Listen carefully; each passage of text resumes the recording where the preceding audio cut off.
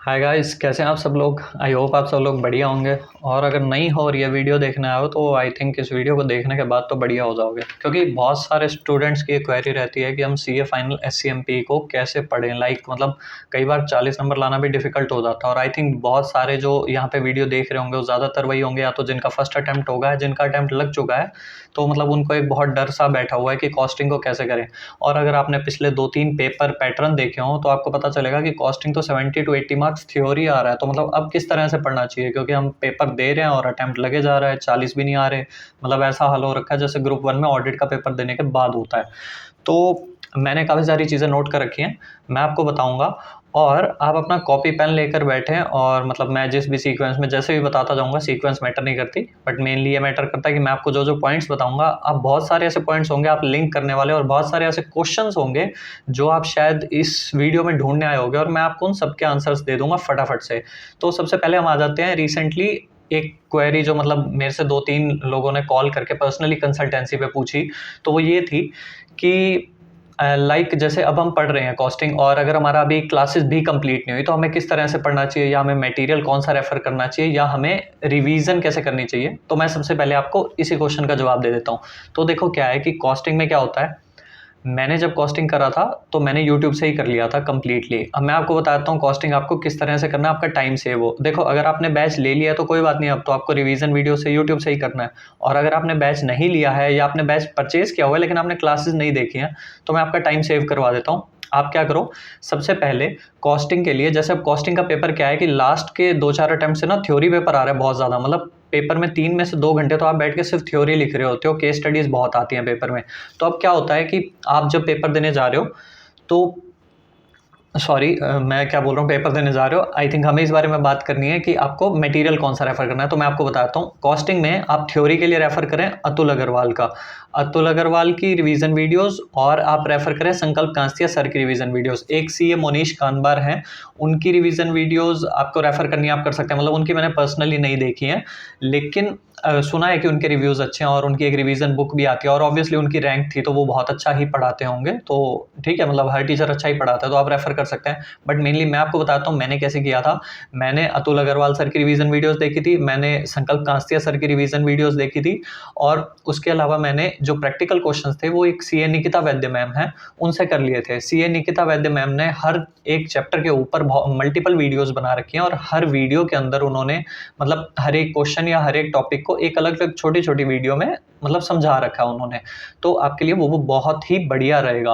और ये चीज़ मैं आपको इसलिए बता रहा हूँ क्योंकि इससे आपका ना बहुत टाइम सेव होता है। बहुत सारे स्टूडेंट्स का ये क्वेश्चन आता है कि हम स्टडी मैट से करें, मतलब स्टडी मैट से कह रहा हूँ, पहले हम इसी चीज़ पे बात कर लेते हैं कि हम फास्ट ट्रैक बैच लें, या फिर हम फुल बैच लें, या फिर हम रिवीजन वीडियो से कर लें। हमें क्या उतना कॉन्फिडेंस हो पाएगा, या क्या हमारी तैयारी हो पाएगी।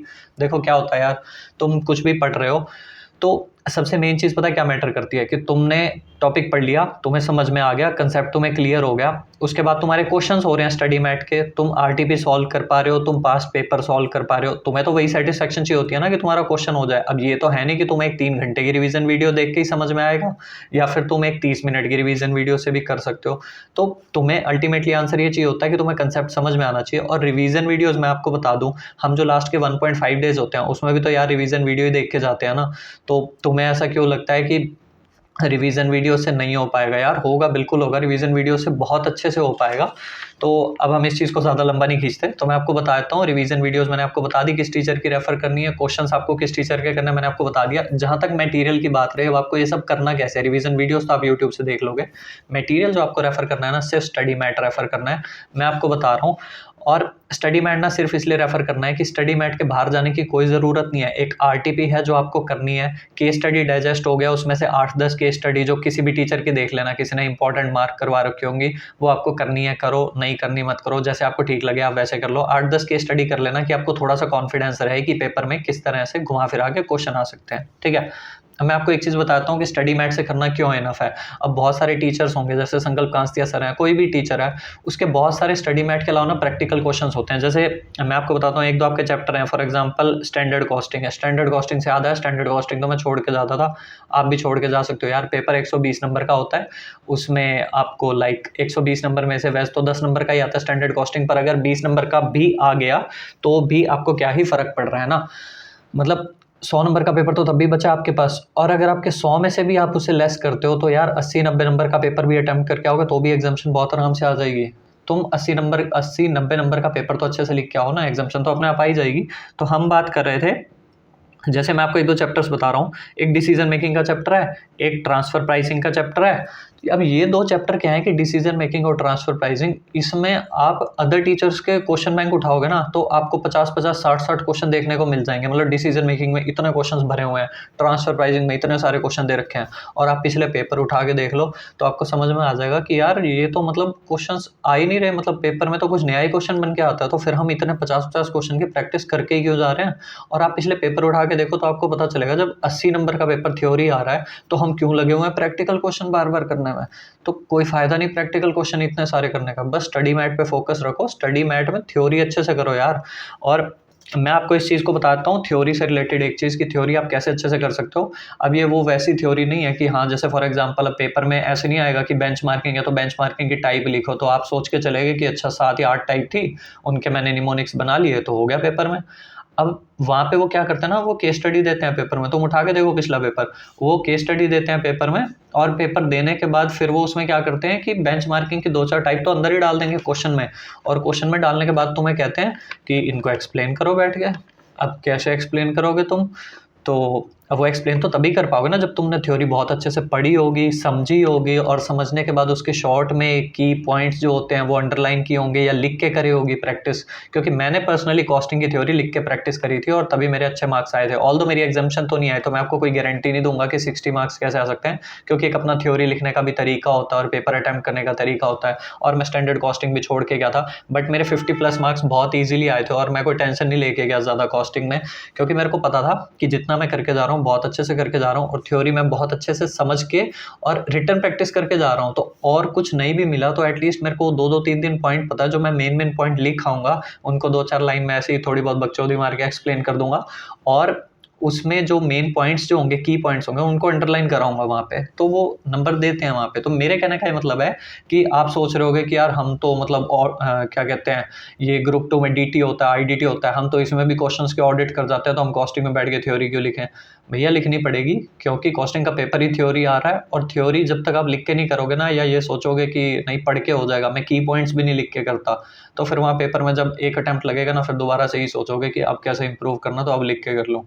तो इसलिए अगर अभी वीडियो देख रहे हो तो अभी से लिख के कर लेना, ठीक है। हम आ जाते हैं अगली चीज़ पे। मैंने आपको बेसिक बता दिया कि आपको कोई बैच वगैरह लेने की ज़रूरत नहीं है यार। फास्ट ट्रैक बैच भी ना बहुत टाइम वेस्ट होता है आपका, तो सीधा रिवीजन वीडियो से करो। फास्ट ट्रैक बैच भी 100 घंटे का होगा, रिवीजन वीडियो से वो पूरा का पूरा कोर्स आपका 20 घंटे में कवर हो रहा है, उसी को 5 बार कर लो ना इतनी देर में, तो वो टिप्स पे हो जाएगा तुम्हारा। वो वो फास्ट ट्रैक बैच में भी वही चीज़ खींचते हैं। वैसा तो है नहीं कि उन्होंने क्वेश्चन सारे करवाने हैं, जो या तो तुम्हारे को फुल बैच में क्वेश्चन सारे करवा देंगे या फास्ट ट्रैक बैच में कम करवाएंगे। मतलब अल्टीमेटली उन्होंने काम उतना ही करवाना है, वो उस काम को 300 घंटे, 100 घंटे और 20 घंटे में ऑलमोस्ट सेम ही करवाते हैं, कोई फ़र्क नहीं रहता, ठीक है। तो उसके बाद मैंने आपको मटेरियल बता दिया। अब हम आ जाते हैं यूट्यूब वीडियोस बता दी कौन सी फॉलो करनी है। एमसीक्यू तो आपके होते नहीं है कॉस्टिंग में। केस स्टडी डाइजेस्ट मैंने आपको बता दिया था। और उसके बाद हम आ जाते हैं, देखो थ्योरी का क्या है ना कि थ्योरी को और स्ट्रॉन्ग करने के लिए आप क्या कर सकते हो, वीडियो क्लिप्स को ना ऑडियो में कन्वर्ट कर लो, MP3 में कन्वर्ट कर लो, आते जाते कभी सुन लिया, रात को लेटते टाइम सुन लिया, या मतलब जिस भी टाइम आपको कन्वीनियंट लगे, सुबह सुबह उठ के थोड़ा सा थ्योरी को सुन लिया, चाहे वॉक कर रहे हो उस टाइम पे सुन लिया, तो वो आपके लिए बहुत सही रहता है, ठीक है। उसके बाद हम आ जाते हैं, एक क्वेश्चन होता है यार रिवीजन कितनी करनी है, रिवीजन कितनी नेसेसरी है। तो मैं आपको बताता हूँ कि कॉस्टिंग में 3 रिवीजन मस्ट हैं, एटलीस्ट 3 रिवीजन कॉस्टिंग में क्या हर सब्जेक्ट में मस्ट होती हैं, क्योंकि पहली आप रिवीजन किसी भी सब्जेक्ट की करते हो तो लाइक आप उसे अच्छे से समझते हो, दूसरी बार आप करते हो तो आपको चीज़ें थोड़ी सी रिकॉल होती हैं, तीसरी बार आपको चीज़ें टिप्स पे होती हैं, तो इसलिए 3 रिवीजन करनी ही होती है आपको, ठीक है। और एक ये क्वेश्चन बहुत आता है यार, मतलब मेरे से बहुत सारे लोग पूछते हैं कि जब हम ऐसे मतलब रिवीजन कर रहे हैं तो फर्स्ट रिवीजन को कितना टाइम दें। देखो यार ये तुम्हारे पे डिपेंड करता है। अब तुम हो सकता है उसके साथ 3 सब्जेक्ट और पढ़ रहे हो सकता है तुम बोथ ग्रुप पढ़ रहे हो तो, और 4-5 सब्जेक्ट उसके साथ लेके बैठे हो, तुम उसके साथ एक सब्जेक्ट और कर रहे हो तो, और अगर तुम यूँ पूछते हो कि स्पेसिफिकली मैं एक ही सब्जेक्ट को कितने दिन में करूँ, तो भी यार वो तुम पे डिपेंड करता है। देखो रिवीजन से एटलीस्ट 3 रिवीजन होती हैं। आप कोई तुम्हें टीचर यूँ भी कह सकता है कि 5-6 रिवीजन करके जाओ, तो वो अच्छी बात है, करके जाओ, जितनी ज़्यादा करके जाओगे, मना थोड़ी कर रहा है कोई। लेकिन क्या है कि एटलीस्ट चीज़ समझ में भी तो आनी चाहिए ना, सिर्फ नंबर ऑफ रिवीजन नहीं मैटर करती। कुछ कुछ स्टूडेंट्स ऐसे भी होते हैं, मतलब उनका माइंड इतना शार्प होता है कि वो एक बार में अगर चीज़ अच्छे से पढ़ लेते हैं तो उनको याद रहती है, फिर वो एक बार में पेपर में पढ़ के जाते हैं और लिखाते हैं उसको। तो उस चीज़ पे डिपेंड करता है ना कि आप कितने अच्छे से पढ़ रहे हो, तो समझ कितने अच्छे से रहे हो उस चीज़ को। अब हम आ जाते हैं, क्वेश्चन आता है एमटीपी आरटीपी पास्ट पेपर कितना मैटर करता है। देखो हर टीचर आपको बोल बोल के थक गया, और मेरे खुद भी इसी चक्कर में 1-2 बार अटेम्प्ट लगे थे, सीए इंटर में लगे थे इस चक्कर में अटेम्प्ट। हालांकि फाइनल ग्रुप 2 में मेरा एक ही अटेम्प्ट में क्लियर हो गया था। उसका रीज़न यही था कि मैं सारी अपनी गलतियों से सीख गया। अब क्या है, एमटीबी तो आप स्किप कर सकते हो, साफ सीधी बात है, क्योंकि एमटीबी में होते हैं स्टडी मैट के क्वेश्चन। उसके बाद आ जाते हो आप पास्ट पेपर और आपका आरटीपी। अब आरटीपी क्या है कि जनरली आरटीपीज अब कवर होने लगी हैं स्टडी मैट में, लेकिन रीसेंट अटेम्प्ट की आरटीपी होगी वो आपको करनी है, क्योंकि आरटीपी में नई नई चीज़ें आती रहती हैं, और आरटीपी तो आपको करके जानी है, मतलब छोड़ के नहीं जानी। तो उससे पता है क्या होता है, आरटीपी से आप सोच रहे होगे कि यार स्टडी मैट भी कर लिया, इतने क्वेश्चंस तो कर लिया, अब आरटीपी भी अलग से करके जानी, चल जाएगा ना, वैसे भी पेपर में क्वेश्चन बाहर से आना है। पेपर में क्वेश्चन तो बाहर से आना है भैया, लेकिन क्या होता है कि आरटीपी जब करके जाते हो ना तो दिमाग अच्छे से खुल जाता है वहाँ पे कि कितना क्वेश्चन घुमा के दे सकते हैं, क्योंकि जो आरटीपी का लेवल होता है ना, पेपर का लेवल सेम होता है बिल्कुल, मतलब सेम क्वेश्चन नहीं आता लेकिन सेम लेवल होता है कि वो कितना घुमा सकते हैं ना क्वेश्चन को, वो तुम्हें आरटीपी ही बता सकती है और कोई नहीं बताएगा।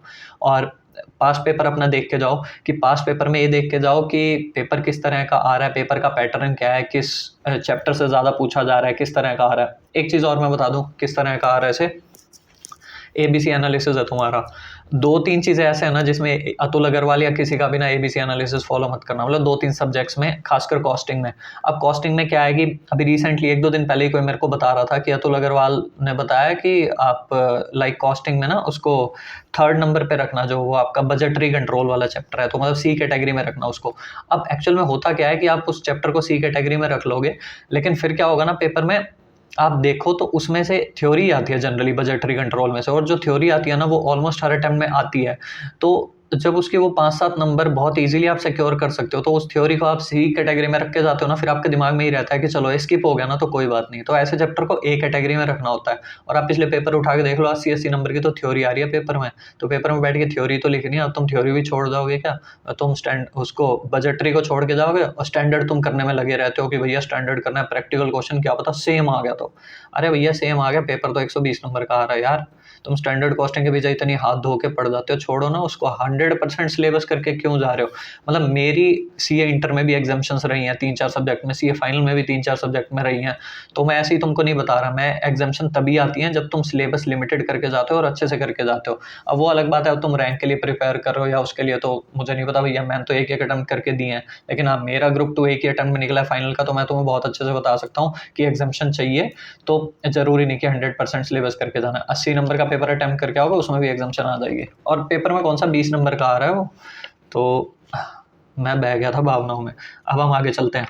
अब जहाँ तक बात आती है कि यार रिटन प्रैक्टिस कैसे करनी है, तो रिटन प्रैक्टिस में देखो ये मैंने आपको जनरली बता दिया, थ्योरी का ही कर लो, और जो प्रैक्टिकल है मैंने आपको बताया कि स्टडी मैट से बाहर मत जाना, प्रैक्टिकल क्वेश्चंस में अपना टाइम वेस्ट करोगे, उन्हीं क्वेश्चंस को 1-2 बार लिख के कर लो थोड़ा, ताकि तुम्हें याद रहें। और मैं एक चीज़ और बताता हूँ कि कॉस्टिंग के पेपर की तैयारी कब शुरू करें। जैसे आप अगर सिंगल ग्रुप दे रहे हो, तो अब बोथ ग्रुप दे रहे हो तो तुम्हारे पास चॉइस ही नहीं है ना, वो तो 1.5 दिन में करना है। अगर तुम सिंगल ग्रुप दे रहे हो तो क्या है कि कॉस्टिंग का पेपर तुम्हारे लिए पहला पेपर है ग्रुप 2 का, उसको 10 दिन पहले करना स्टार्ट करो।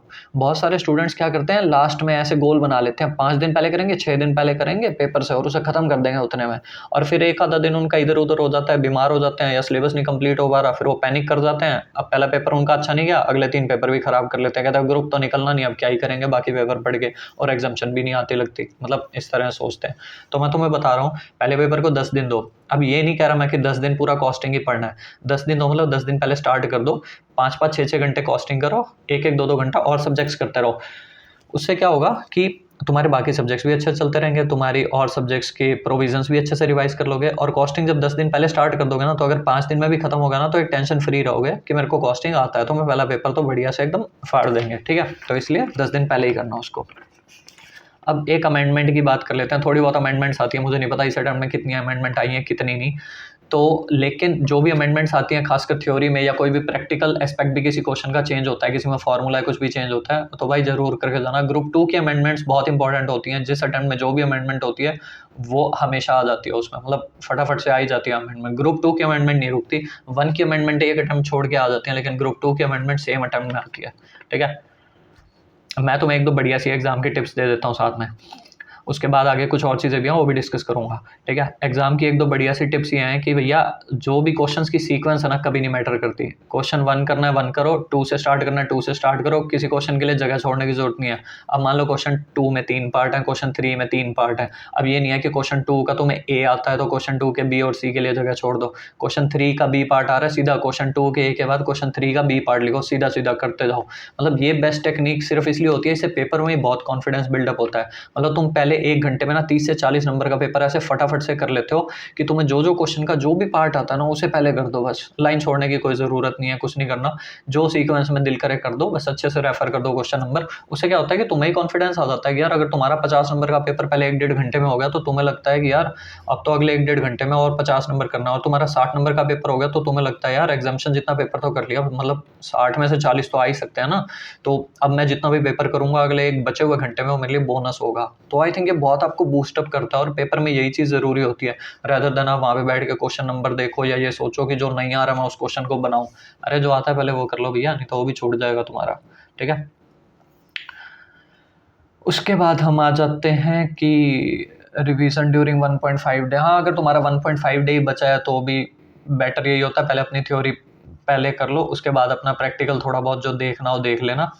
अब मैं एक चीज़ बताता हूँ हाँ तुम्हारे को, जो क्वेश्चंस है ना तुम्हारे क्वेश्चन होते हैं 1-2 वाले, क्या कहते हैं वो वाले से मेरा मतलब है भैया कि कहाँ लिखे हुए हैं, जैसे ईवीए का क्वेश्चन हो गया, ओईई के क्वेश्चन हो गए, ये जो छोटे छोटे होते हैं ना ये बहुत इंपॉर्टेंट रहते हैं यार तुम्हारे लिए। मतलब तुम सोच नहीं सकते, इनके क्वेश्चन ना तुम लिख के करके जाना जरूर, क्योंकि मैं भी लिख के करके गया था, मुझे पता लग गया था कि पेपर में ये आने हैं। जो चीज़ तुम्हें पता हो ना 5 नंबर का भी अगर क्वेश्चन पेपर में आना है तो उसे बिल्कुल भी किसी हाल में भी ना छोड़ के मत जाओ यार। क्योंकि क्या होता है कि तुम उस चीज़ को यूँ सोचते हो कि यार चलो मैं लिख के नहीं करता, मैं ऐसे पढ़ लेता हूँ, थोड़ा बहुत हो जाएगा ना, मतलब फॉर्मूला बना लेंगे, क्या पता एक आधा डिजिट गलत हो जाए, वो तुम्हारा पूरा क्वेश्चन काट देते हैं अगर वहाँ तुम्हारी एक भी वैल्यू इधर उधर होती है ना। और ये क्वेश्चंस ना इतने ईजी भी रहते हैं लेकिन थोड़े ट्विस्टेड होते हैं, तो तुम्हें बहुत अच्छे से प्रैक्टिस करके जाना चाहिए। मतलब इन क्वेश्चंस की रिटर्न प्रैक्टिस ज़्यादा करके जाओ, क्योंकि छोटे छोटे क्वेश्चन पेपर में हल्का सा भी कहीं एंड में भी गलती हुई ना पूरे क्वेश्चन में 0 नंबर देते हैं। मतलब मैंने पेपर निकलवा के देख रखा है इसलिए बता रहा हूँ तुम्हारे को, ठीक है। उसके बाद तुम्हारी बात आ जाती है कि वर्किंग नोट्स वगैरह देखो तुम्हें बनाने हो तुम बना लेना जैसे ठीक लगे, मतलब बना लिया करो बिंदास एकदम, क्वेश्चन के साथ ही बना लिया, कोई फर्क नहीं पड़ता। और किसी चैप्टर के बीच में कोई लिंकेज भी नहीं रहती, ठीक है, मैं तुम्हें बता देता हूँ।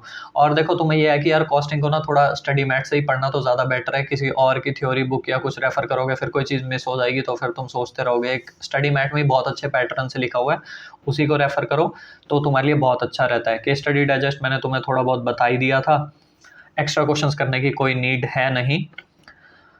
और मैं तुम्हें 1-2 चीज़ें और बता देता हूँ। स्टैंडर्ड कॉस्टिंग मैंने छोड़ी थी, मैंने तुम्हें बताया ही था। और उसके अलावा मैं तुम्हें बताता हूँ कि प्रैक्टिकल क्वेश्चंस का ना यार एक थ्योरी पार्ट होता है, ठीक है। जैसे तुम्हारे प्रैक्टिकल क्वेश्चंस भी होंगे, उसमें भी डिसीजन मेकिंग के क्वेश्चन होंगे जैसे, तो उसमें थ्योरी पार्ट आता है। अब उस थ्योरी पार्ट में क्या रहता है ना कि यार तुम सोचते हो कि थ्योरी पार्ट ना चलो कर लेंगे, एनालिसिस लिखना है वहाँ लिख लेंगे, वो हो नहीं पाता ऐसे। जब तक तुम उस प्रैक्टिकल क्वेश्चंस के थ्योरी पार्ट को अच्छे से टाइम नहीं देते ना, तुम 10 क्वेश्चन एक्स्ट्रा कम कर लो यार, जो प्रैक्टिकल क्वेश्चन स्टडी मैट में उसका थ्योरी पार्ट अच्छे से एनालाइज करके पढ़ के जाओ, क्योंकि जितने वो नंबर देगा ना उतने कोई तुम्हें नंबर दे ही नहीं सकता। और वो तुम जितना अच्छे से मतलब नंबर देगा इन द सेंस कि तुम उससे जितने अच्छे समझ के जाओगे ना तो तुम्हें थ्योरी लिखनी समझ में आएगी कि कैसे लिखनी है। तुम्हारी थ्योरी की प्रैक्टिस वहीं से होती है कि क्वेश्चंस को एनालाइज कैसे करना है। तुम यहाँ पे करके जाते नहीं हो, सोचते हो थ्योरी तो लिख लेंगे क्वेश्चन की, पेपर में जाके पता चलता है 20 नंबर के क्वेश्चन में 8 नंबर का प्रैक्टिकल है, 12 नंबर की थ्योरी। आप कर लो बैठ के, फिर कहाँ से लिखोगे फिर अपने आप बना के, कितने लिखोगे? वो एनालिसिस जब तक अच्छे से पढ़ नहीं रखे होंगे तो कैसे लिखोगे? ये मेरे को इसलिए पता है कि मेरा एक फ्रेंड है, वो मेरे से पूछता रहता था, कहता भाई प्रैक्टिकल क्वेश्चन का प्रैक्टिकल पार्ट आता है, थ्योरी तू पढ़ के मेरे को समझा दे। अब वो वही हुआ कि भाई थ्योरी पढ़ के और समझा दे, और फिर जब खुद लिखने बैठे लिख ही नहीं गई, और फिर पेपर में अटेम्प्ट लगते हैं, तो इसलिए भैया समझ जाओ अभी से, ठीक है। हाँ जी, तो बस तुम्हें यही सब बताना था। बाकी ये है कि अगर तुम्हें स्टिल कोई भी क्वेरी रह गई हो कमेंट बॉक्स में कमेंट कर देना। और हाँ, एक बात और कि अगर तुम्हें स्टिल पर्सनल मेरे से कॉल सेशन लेना हो कि तुम्हें 1-on-1 गाइडेंस चाहिए कॉल पे, तो मेरा व्हाट्सएप नंबर है 9996457191। तो इस पे मुझे तुम टेक्स्ट कर लेना, नॉमिनल चार्जेस हैं कॉल के, मैं जो भी टाइम लूँगा तुम्हारा, और हम बात कर सकते हैं। और उसके अलावा मैंने तुम्हारा ऑलरेडी काफ़ी टाइम ले लिया, लेकिन मुझे लगता है कि मैंने बहुत सारी यूज़फुल इंसाइट्स तुम्हें प्रोवाइड करी हैं, तो इसलिए बस फटाफट से जाके पढ़ने बैठा, और हम मिलते हैं नेक्स्ट वीडियो में नेक्स्ट स्ट्रेटजी के साथ, ठीक है। Tata bye bye.